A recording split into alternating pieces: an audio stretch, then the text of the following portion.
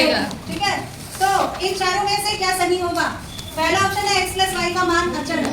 अचर का मतलब है फिक्स है, नहीं बदलेगा। ठीक है, x माइनस वाई का मान अचर है। x बिंदु y, बिंदु किसके लिए?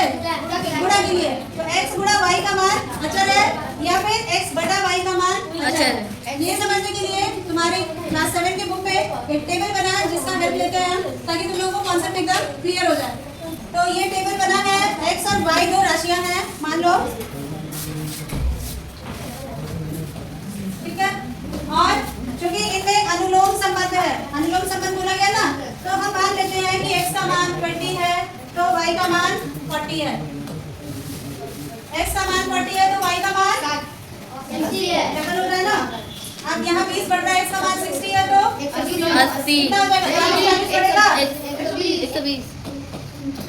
इस तरह से बढ़ना है। ठीक है, तो हमें निकालना है यहाँ पे, हमको चार ऑप्शन दिए ना, चेक करना है कौन सा अचर है। अचर माने फिक्स है, जिसका मान नहीं बदलता है। ठीक है, तो पहले x प्लस वाई करके देखते हैं सबके लिए।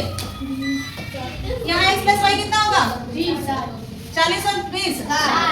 यहाँ x प्लस वाई 120। यहाँ x प्लस वाई 180। तो क्या ये समान है?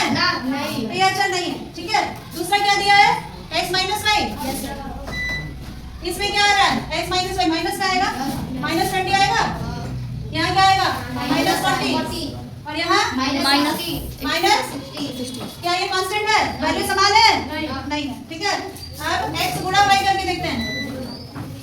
x गुणा y कितना आएगा इधर? x गुणा y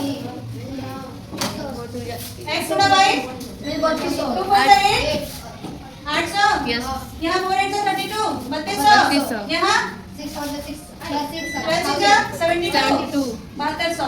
अब हम करते हैं x बटा y। तो x बटा y कितना? 20 बटा 40 कितना? 1 बटा 2 आएगा ना।